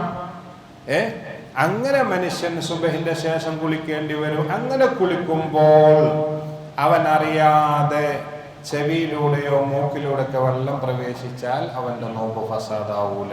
പ്രത്യേകം ശ്രദ്ധിക്കണം, അത് തലയിൽ വെള്ളം ഒഴിച്ച് കുളിക്കുന്ന കുളിക്ക് മാത്രമാണ്. ജനാപത്തുകാരൻ പുഴയിലോ കുളത്തിലോ മുങ്ങിക്കുളിക്കാൻ പാടില്ല. അങ്ങനെ മുങ്ങിക്കുളിച്ചതിന്റെ പേരിലാണ് അവന് മൂക്കിലൂടെയും ചെവിയിലൂടെയും വെള്ളം അറിയാതെ കയറിയതെങ്കിൽ അവന്റെ നോമ്പ് ഫസാദാവും. നോമ്പുകാർക്ക് മുങ്ങിക്കുളിക്കാൻ അനുവാദമല്ല. സുന്നത്തായ കുളിക്കാൻ തീരെ ഇല്ല. ഓൻ തലയിൽ കൂടി വെള്ളം പാർന്ന് കുളിക്കുന്ന സമയത്താണെങ്കിലും അറിയാതെ വെള്ളം കയറി എന്താവും? മൂക്കിലൂടെ ചെവിയിലൂടെ അറിയാതെ വെള്ളം കയറിയാൽ ഓന്റെ നോമ്പ് ഫസാദാവും. അതേ സമയത്ത് ജനാപത്തുകാരൻ തന്നെ, ഫറളായ കുളിക്കാരൻ തന്നെ, അവൻ എന്ത് ചെയ്തു? അവൻ പകൽ സമയത്ത് കുളത്തിലോ പുഴയിലോ മുങ്ങിക്കുളിച്ചു. മുങ്ങിക്കുളിക്കുന്ന സമയത്ത് അറിയാതെ ചെവിയിലൂടെ മൂക്കിലൂടെ വെള്ളം കയറിയാൽ നോമ്പ് ഫസാദാവും. ജനാപത്തുകാരൻ എന്ന കൂട്ടത്തിൽ ഹൈലുകാരിയുമുണ്ട്, നിഫാസുകാരിയുമുണ്ട്. ഏതാണ് ആ നിഫാസുകാരിയും ഹൈലുകാരിയും? ഒരു സഹോദരിക്ക് ഹൈല് രക്തം മുറിഞ്ഞത് രാത്രിയിലാണ്. ഹൈല് രക്തം മുറിഞ്ഞു രാത്രി. സാധാരണ അവൾക്ക് മുറിയുന്നൊരു സമയം അതാന്ന് കരുതിക്കോട്ടെ. ആ ഹൈല് രക്തം മുറിഞ്ഞ അവൾക്ക് കുളിക്കാൻ പറ്റിയില്ല. സുബഹിന്റെ മുമ്പ് കുളിക്കാൻ പറ്റിയില്ലെങ്കിൽ അവൾ നോമ്പുകാരാവൽ നിർബന്ധമാണ്. നിയ്യത്ത് ചെയ്തുകൊണ്ട് രാത്രിയിൽ തന്നെ നിയ്യത്ത് ചെയ്ത് നോമ്പുകാരാവൽ സഹോദരിമാർക്ക് നിർബന്ധമാണ്. പക്ഷെ കുളിക്കാൻ സൗകര്യം കിട്ടിയത് എപ്പോഴാണ്? സുബഹിക്ക് ശേഷമോ അല്ലെങ്കിൽ ളുഹറിന്റെ മുമ്പൊക്കെ ആവാം. അവരും കുളിക്കുന്ന സമയത്ത് മുങ്ങി കുളിക്കാൻ പാടില്ല, തലയിൽ കൂടി വെള്ളം പാർന്ന് കുളിക്കണം. അവർ സുബഹിന്റെ മുമ്പ് തന്നെ കുളിക്കൽ. ജനാപത്തുകാരന്റെ വിഷയം പറഞ്ഞതുപോലെ ഹൈലിൽ നിന്ന് ശുദ്ധിയായ സഹോദരി, നിഫാസിൽ നിന്ന് ശുദ്ധിയായ സഹോദരി സുബഹിന്റെ മുമ്പ് തന്നെ കുളിക്കലാണ് സുന്നത്ത്. അതിന് സാധ്യമല്ലാതെ വന്നാൽ അവൾക്ക് പകൽ കുളിക്കാം, അവൾ നോമ്പുകാരിയാണ് എന്നർത്ഥം. കുളിക്കുന്നതിന്റെ മുമ്പ് അനുവദനീയമായ കാര്യങ്ങളിൽപ്പെട്ടതാണ് നോമ്പ്. കുളിക്കുന്നതിൻ്റെ മുമ്പ് നിഫാസ് ഹൈദ രക്തം മുറിഞ്ഞതിന് ശേഷം കുളിക്കുന്നതിൻ്റെ മുമ്പ് അനുവദനീയമായ വിഷയത്തിൽപ്പെട്ടതാണ് നോമ്പ്. മറിച്ച് പകൽ സമയത്താണ് ഓളെ ഹൈദ രക്തം മുറിഞ്ഞതെങ്കിലോ പിന്നെ അവൾക്ക് നോമ്പില്ല, നോമ്പ് നോൽക്കാൻ ഒപ്പില്ല.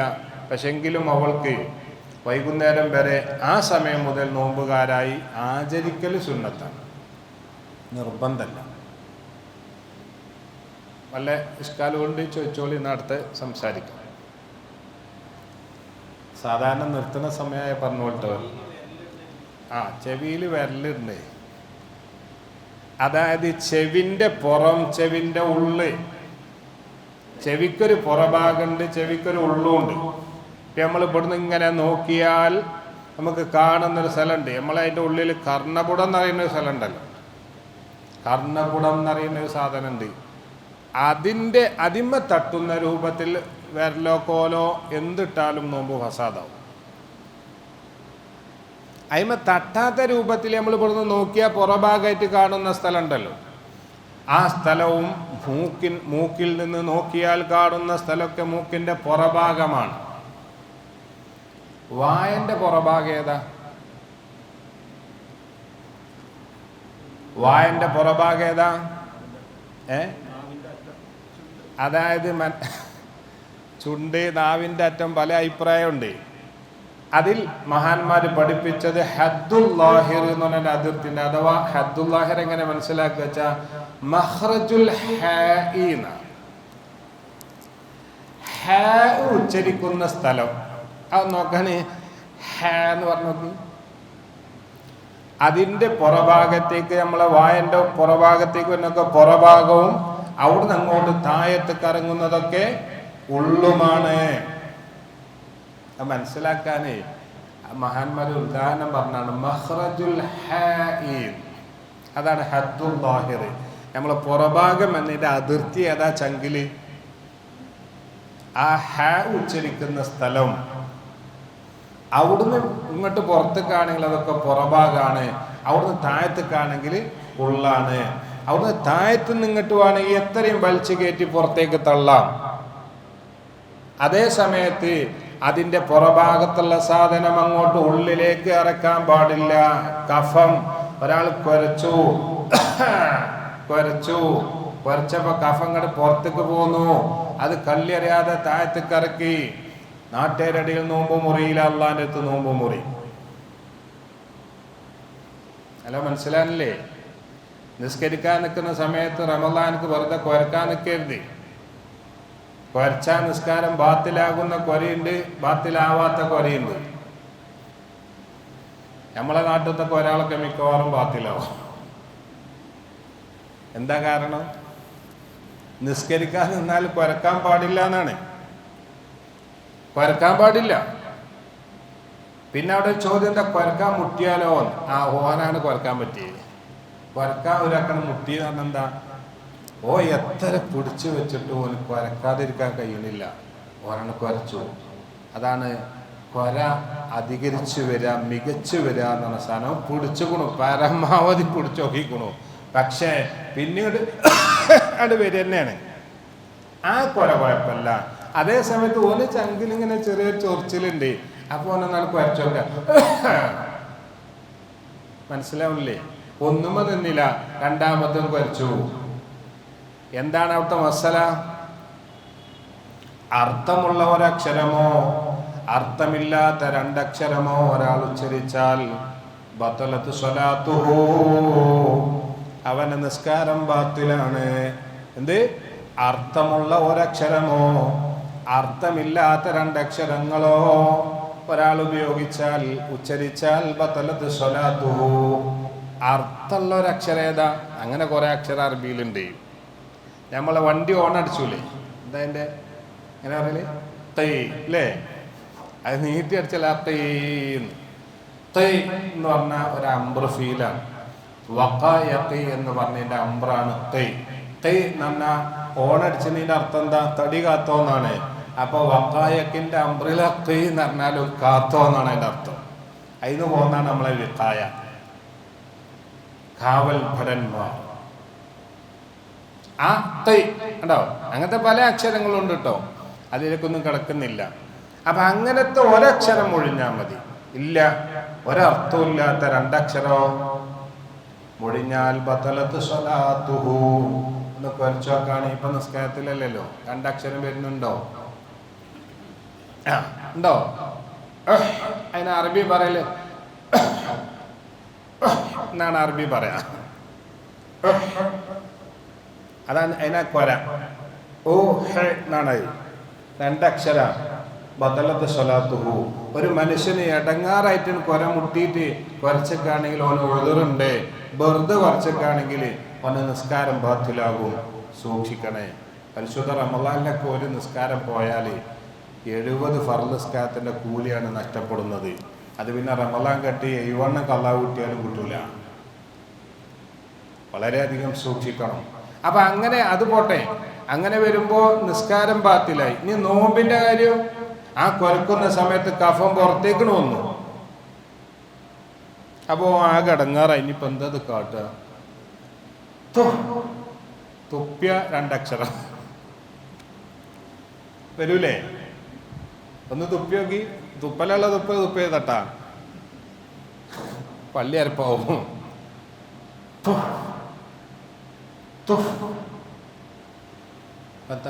ഇറക്കിയ നിസ്കാരം പോവും, നോമ്പും പോവും. തുപ്പിയ നിസ്കാരം മാത്രമേ പോവുള്ളൂ. അവിടെ പ്രത്യേകം ശ്രദ്ധിക്കണം. നമ്മുടെ കർമ്മശാസ്ത്ര ആലിമ്യങ്ങൾ പഠിപ്പിച്ചിട്ടുള്ളത്, എൻ്റെ കയ്യിൽ ഇപ്പം ഇന്നത്തെ അവസ്ഥ വെച്ച് നോക്കുമ്പോൾ ഒരു ടിഷ്യൂ പേപ്പർ കയ്യിലുണ്ടെങ്കിൽ ആ ടിഷ്യൂ പേപ്പർ കൊണ്ട് നമ്മളെ നാവിൻ്റെ തലപ്പത്തേക്ക് ആ കഫം കൊണ്ടുവന്നിട്ട് അത് തുടച്ച് കീസിലിട്ടാൽ മതി. ഇനി അങ്ങനെ ഇല്ലാത്ത ഒരാളാണെങ്കിൽ അവൻ്റെ കുപ്പായത്തിൻ്റെ കഫോ അതല്ലെങ്കിൽ അവൻ്റെ ഒയൽമുണ്ടോ ടവലോ ഉപയോഗിച്ചിട്ട് നാവിൽ നിന്നത് തോണ്ടിയെടുത്തിട്ട് പോക്കറ്റിലിട്ടിട്ട് സലാം വീട്ടിനെ ശേഷം പോയിട്ട് കഴുകിയാൽ മതി. അതിനൊന്നും മാർഗമില്ല. ഇനിയിപ്പോൾ മനുഷ്യൻ്റെ അടിയിൽ വഷളാകുമല്ലോ എന്ന് കരുതിയിട്ട് ഇറക്കിയാലോ റമളാനിലാച്ച നോമ്പും പോയി, പിന്നെ നിസ്കാരം പോയി. നോമ്പ് മുറിയുന്ന വിഷയങ്ങളെ കൊണ്ടൊക്കെ നിസ്കാരം ബാത്തിലാകുമെന്ന് പ്രത്യേകം പഠിക്കണം. എന്തുകൊണ്ടൊക്കെ നോമ്പ് മുറിയുമോ അതൊക്കെ നിസ്കാരത്തിൽ പ്രവർത്തിച്ചാൽ നിസ്കാരം ബാത്തിലാകും. അപ്പൊ അതുകൊണ്ട് കഫം വരുന്നത് പ്രത്യേകം ശ്രദ്ധിക്കണം. നോമ്പുകാര് കഫം വലിച്ചെടുത്തു എന്നതുകൊണ്ട് ഓരോ നോമ്പിന് യാതൊരു തകരാറും സംഭവിക്കില്ല. തുപ്പിക്കളഞ്ഞാൽ മതി. തലച്ചോറിന്ന് വലിച്ചെടുക്കാം, അവന്റെ ബത്തിനിൽ നിന്ന് നെഞ്ചിൽ നിന്നും അവന് വലിച്ചെടുത്ത് തുപ്പിക്കളയാവുന്നതാണ് നിസ്കാരമല്ലാത്ത സമയത്ത്. അപ്പൊ നിസ്കാരത്തിൽ പ്രത്യേകം ശ്രദ്ധിക്കണം. ഞാൻ ചെറുപ്പത്തിൽ മുത്താലിമാകുന്ന കാലത്തിൽ ഉസ്താദ് വളരെ വന്നപ്പോ ആദ്യം നീക്കുന്നതിന് മുമ്പ് നോമ്പ് തുറന്നാ മഗ്‌രിബ് നിസ്കാരം ബാത്തിലാകും, അത്താഴം കഴിച്ചാ സുബഹിയും നോമ്പും ബാത്തിലാകും എന്നറിഞ്ഞു. എന്തേ പറഞ്ഞേ? നോമ്പ് തുറന്നാ മഗ്‌രിബ് നിസ്കാരം ബാത്തിലാകും, അത്താഴം കഴിച്ചാ സുബഹിയും നോമ്പും ബാത്തിലാകും. കുറേ ഇരുന്ന് ആലോചിച്ചു. ആൾക്കാരും തന്നെ പോവാൻ കരുതിയാലൊക്കെ അവിടെ തന്നെ ഇരുന്നു വയലേക്കാനേ. അപ്പൊ മനസ്സിലായി മൂപ്പരെ ഹിക്മത്ത് തിരക്കടില്ല. അത്താഴം കഴിച്ചാൽ മഗ്‌രിബ് പോയി, അല്ല നോമ്പ് തുറന്ന മഗ്‌രിബ് പോയി. അത്താഴം കഴിച്ചാലോ സുബഹിയും പോവും നോമ്പും പോവും. അതെങ്ങനെ? നമ്മളൊക്കെ നാട്ടിൽ നോമ്പ് തുറണ്ടല്ലോ അല്ലേ? ആ നോമ്പ് തുറക്ക് സമൂസ ഉണ്ടാവും, അല്ലെങ്കിൽ കട്ട്ലേറ്റ് ഉണ്ടാവും, പരിപ്പുവട ഉണ്ടാവും, അല്ലെങ്കിൽ പൊക്കവട ഉണ്ടാവും, പൊക്കല്ലാത്ത വടി ഉണ്ടാവും. അതൊക്കെ നമ്മൾ കഴിച്ചിട്ട് ഒന്ന് നേരെ കുലുക്കുഴിഞ്ഞിക്കാണ്ട് കളയാതെ ശരിക്കും മിസ്വാക്ക് ചെയ്യണം എന്നാണ്. അതൊന്നും ചെയ്യാതെ അവൻ നിസ്കരിക്കാൻ വേണ്ടി വന്നു നിന്നു. അങ്ങനെ മഗ്‌രിബ് നിസ്കാരത്തിൽ ഉസ്താദ് ഇങ്ങനെ ഫാത്തിഹ ഓതുന്ന സമയത്താണ് പരിപ്പോടൻ്റെ ഒരു പരിപ്പ് ഈ പല്ലിൻ്റെ അടിയിൽ നിന്ന് കിട്ടിയത്, അല്ലെങ്കിൽ സമൂസയിലൊരു സാധനം കിട്ടിയത്. ഇത് ഇറക്കിയ കടകാലത്തിന് നിസ്കാരം ബാത്തിലായി. തപ്പം കാട്ട നേരത്തെ കഫം കിട്ടിയ ബന്ധെ കാട്ടിച്ച് അതേപോലെ കാട്ടും. ഇറക്കാൻ പറ്റുമോ? അത് അത്താഴം കഴിച്ചു വന്നൊരു മനുഷ്യനാണ് സുബഹി നിസ്കരിക്കാൻ വേണ്ടി നിൽക്കുമ്പോൾ സംഭവിച്ചതെങ്കിൽ അവൻ എങ്ങാനും ഇറക്കിയാൽ സുബഹിയും പോയി നോമ്പും പോയി. ശ്രദ്ധിക്കണം. അതുകൊണ്ട് മിസ്വാക്ക് ചെയ്ത് നിസ്കരിക്കുന്ന നിസ്കാരത്തിന് മിസ്വാക്ക് ചെയ്യാതെ നിസ്കരിക്കുന്ന 70 നിസ്കാരത്തിന്റെ കൂലി ഉണ്ടെന്ന് ശഫീഉനാ റസൂലുള്ളാഹി. റകഅത്താനി ബിസിവാകിൻ അഫ്ളലു മിൻ 70 റകഅത്തിൻ ബിലാ സിവാക്.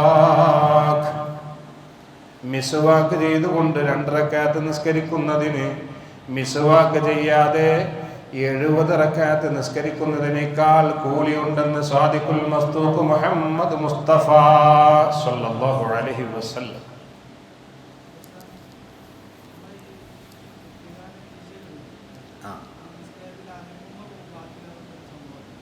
അളകാതെ ചെയ്യണത്, അളകാതെ ചെയ്യണം. മുമ്പ് ചോദിച്ചൊരു ചോദ്യം പ്രസക്തമാണ്. ഞാനും ചോദിക്കാൻ കരുതുന്നത് അങ്ങനെ മനസ്സിൽ വെച്ചിരിക്കണ ധൈര്യമായിട്ട് ചോദിച്ചു. അതിനോട് ഇതേപോലത്തെ ഒരു വയൽ പറഞ്ഞപ്പോൾ എന്നോട് ഡോക്ടർ ചോദിച്ചിട്ടുണ്ട് ചേളാരി. അപ്പൊ നമ്മൾ ഈ ഇതൊക്കെ എടുക്കുമ്പോൾ 3 വട്ടം അളകൂലേ എന്നുള്ളതാണ്. അത് അളകാതെ ശ്രദ്ധിക്കുക. എങ്ങനെ അളകാതെ ശ്രദ്ധിക്കുക? അതായത് ഇപ്പൊ എവിടെയാണ് ടിഷ്യൂ പേപ്പറുള്ളത്? പോക്കറ്റിലാണ്. അപ്പൊ ആ പോക്കറ്റിലൊന്ന് കൈയിടുക, കുറച്ചേരം അവിടെ ഒന്നോട്ടെ കൈ. അതായത് തുമനീനത്ത് കിട്ടിയെന്ന കതറ് പോക്കറ്റിൽ കൈയിട്ട് നിന്നോട്ടെ.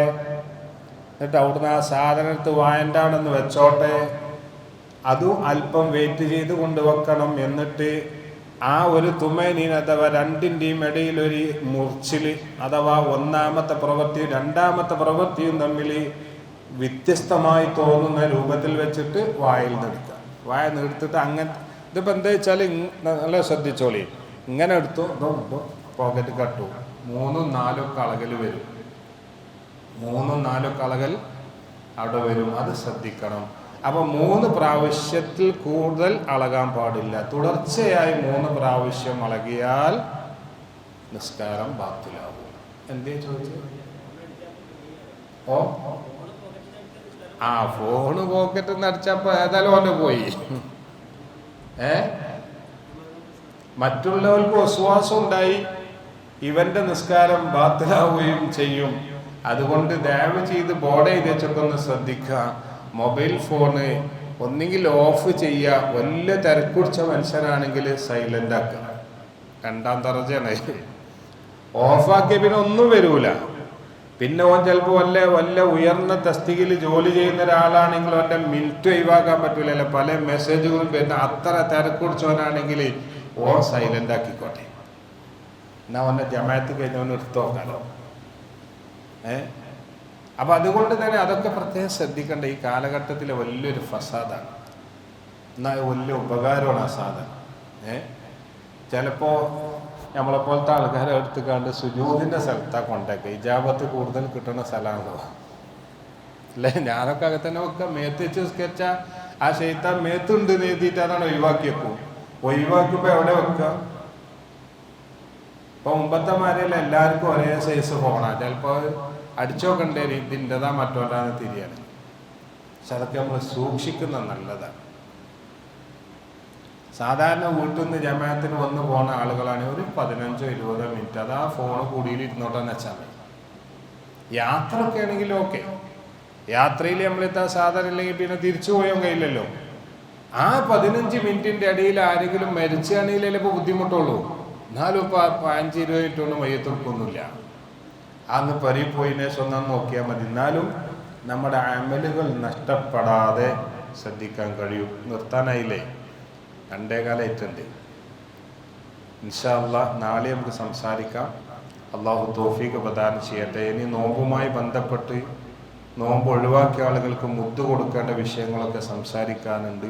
അപ്പോൾ പ്രധാനമായും ഇന്ന് ഞാൻ നിങ്ങളോട് സംസാരിച്ചു. ഒന്ന് നിയ്യത്താണ്. ആ നിയ്യത്ത് നാവ് കൊണ്ട് പറച്ചിലല്ല ഫറള്, മനസ്സുകൊണ്ട് കരുതലാണ്. ആ കരുതിയിട്ട് വേണം പറയാൻ. കരുതലോട് കൂടെ പറയുകയും ചെയ്യാം. ആദ്യം കരുതുക എന്നിട്ട് പറയാം. ഇപ്പം നിസ്കരിക്കാൻ നിൽക്കുമ്പോൾ ഞാൻ നിങ്ങൾക്കൊന്ന് പറഞ്ഞുതരാം. ആദ്യം തക്ബീർ ചൊല്ലിന് മുമ്പ് നിയ്യത്ത് പറയുന്നതിൻ്റെ മുമ്പ് നമ്മളൊന്ന് മനസ്സിൽ കരുതുക. എന്താ പോയി പറയാൻ പോണു?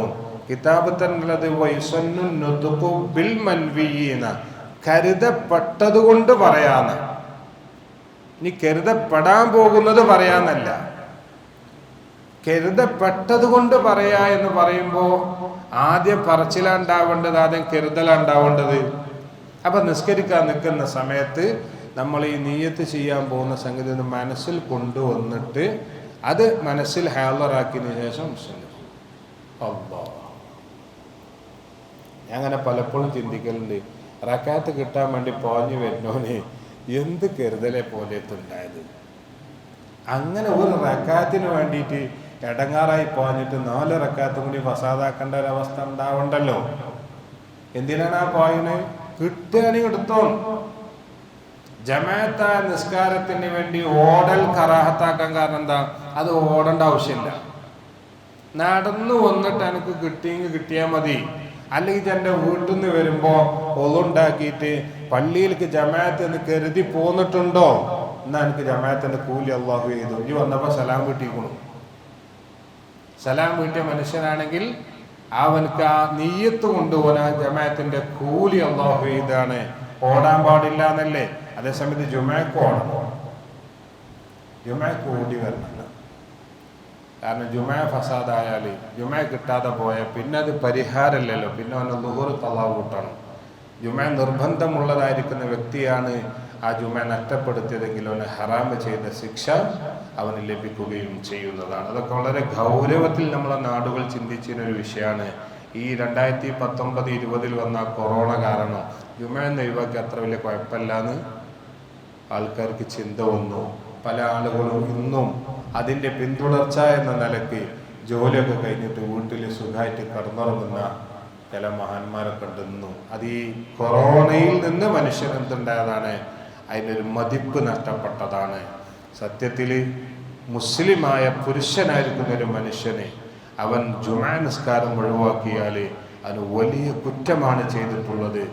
3 ജുമഅ അവൻ തുടർച്ചയായി ഉപേക്ഷിച്ചിട്ടുണ്ടെങ്കിൽ അവൻ്റെ ഖൽബിൽ അല്ലാഹു സീല് വെക്കുന്ന ഈമാനിൻ്റെ കണിക പോലും അവനിലേക്ക് കയറിപ്പോകൂല എന്നതാണ്. ഇത്ര ഗൗരവമുള്ളൊരു വിഷയമാണ്.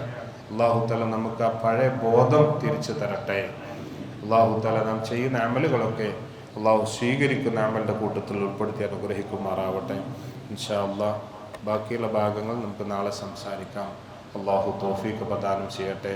പറഞ്ഞതിൽ വല്ല സംശയങ്ങളുണ്ടെങ്കിൽ നിങ്ങൾക്ക് ചോദിച്ച് സംശയങ്ങൾ തീർക്കാവുന്നതാണ്. ഇല്ലെങ്കിൽ ഇൻഷാ അല്ലാഹ് നമ്മൾ സമാപിക്കാണ്. വല്ല ഇഷ്കാലുണ്ടോ? ഞാൻ പോയിട്ട് ചോദിച്ചാണെന്നുണ്ടായിരുന്നു പറയത്. ഏതായാലും ഇൻഷാ അല്ലാഹ് നമ്മൾ റമളാനിക്ക് ചൊല്ലുന്ന ആ ദിക്റൊന്ന് ചൊല്ലിയിട്ടാണ് അവസാനിപ്പിക്കുക. അശ്ഹദു അല്ലാ ഇലാഹ ഇല്ലല്ലാഹു അസ്തഗ്ഫിറുല്ലാഹ് അസ്അലുകൽ ജന്നത വഅഊദു ബിക മിനൻ നാർ. അശ്ഹദു അല്ലാ ഇലാഹ ഇല്ലല്ലാഹു അസ്തഗ്ഫിറുല്ലാഹ് അസ്അലുകൽ ജന്നത വഅഊദു ബിക മിനൻ നാർ. അശ്ഹദു അല്ലാ ഇലാഹ ഇല്ലല്ലാഹു അസ്തഗ്ഫിറുല്ലാഹ് أسألك الجنة وأعوذ بك من النار. اللهم ارحمني يا أرحم الراحمين. اللهم ارحمني يا أرحم الراحمين. اللهم ارحمني يا أرحم الراحمين. إن شاء الله എല്ലാവരും ദുആ ചെയ്യുന്ന വസിയത്തോടെ അവസാനിപ്പിക്കുന്നു. അസ്സലാമു അലൈക്കും വറഹ്മത്തുള്ളാഹി.